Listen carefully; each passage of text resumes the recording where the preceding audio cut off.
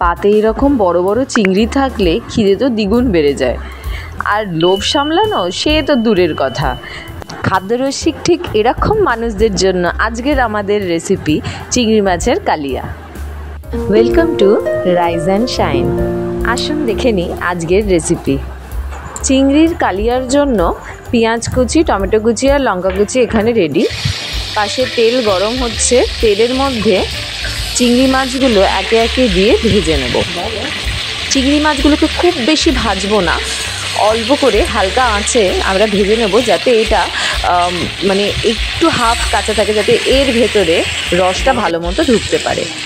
খুব বেশি ফ্রাই করে দিলে কিন্তু শক্ত হয়ে যাবে, শক্ত হয়ে গেলে তখন খেতে ভালো লাগবে না। এই যে আমাদের মোটামুটি ভাজা হয়ে গেছে, এরকম ভাজা হয়ে গেলে এবার চিংড়িগুলোকে তুলে নেব।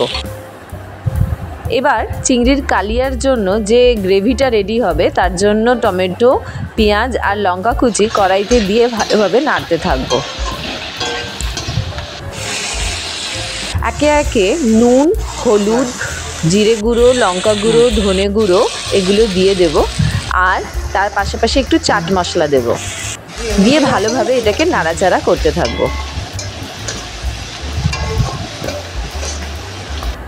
কিছুটা হয়ে আসার পর এটা একটু জল দিয়ে ফোটাতে থাকবো, আর কিছুটা শুকিয়ে যাওয়ার পর এর মধ্যে ভাজা মশলা, একটু চিনি দিয়ে এটাকে আবার ভালো করে নাড়তে থাকবো।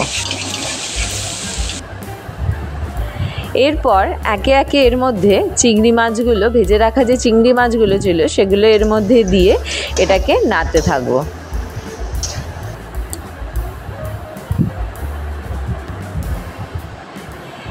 এটা নাড়ার পাশাপাশি একটু একটু করে এর মধ্যে জল দেব, যাতে এটা একদম শুকিয়ে না যায় আর চিংড়ির ভেতরে এর রসটা থাকতে মানে ভেতরে ঢোকে।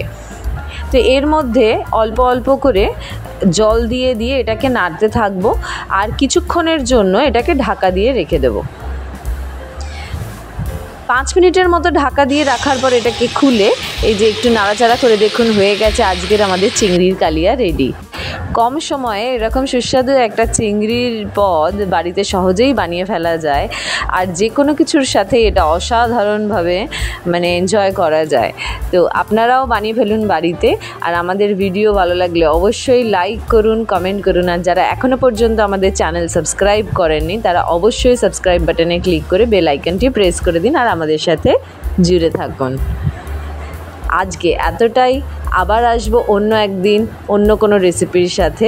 ততদিন ভালো থাকুন, সুস্থ থাকুন, আর আমাদের চ্যানেল অবশ্যই দেখতে থাকুন।